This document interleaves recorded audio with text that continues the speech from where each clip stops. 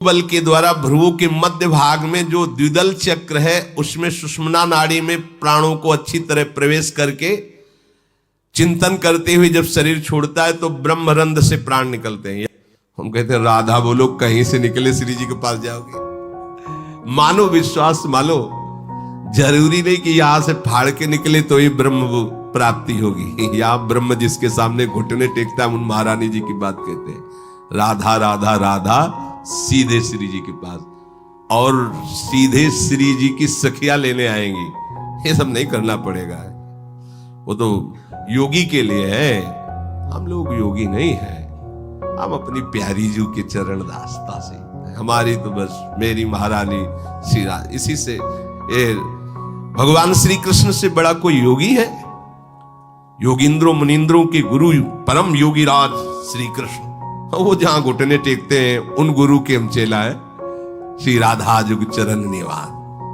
हमें योग हमारा योग है महारानी जी, हमारा योग है राधा नाम, हमारा योग है लाडली जी की आरती करना, लाडली जी का श्रृंगार, लाडली जी का भोग। तो हमें लेने के लिए लाडली जी का परिकर आएगा। ऐसा विश्वास करोगे आएगा? मेरे को कहां लाडली जी का परिकर आएगा? यमराज का परिकर, तो यमराज का परिकर आएगा।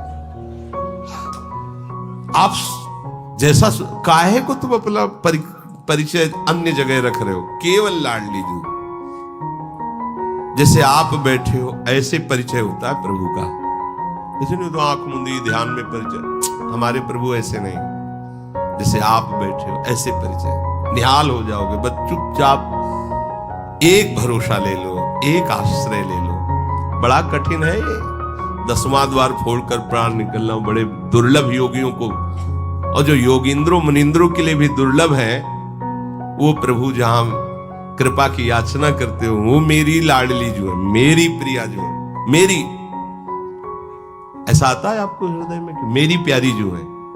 अगर आने लगा है बहुत बड़ी ऊंचाई पर आप चढ़ रहे हैं। हमारी प्रिया जो है ना, प्रिया जो वो हमारी प्रिया जो ना, राधा हमारी स्वामी जी की बात कर रहे हो ना।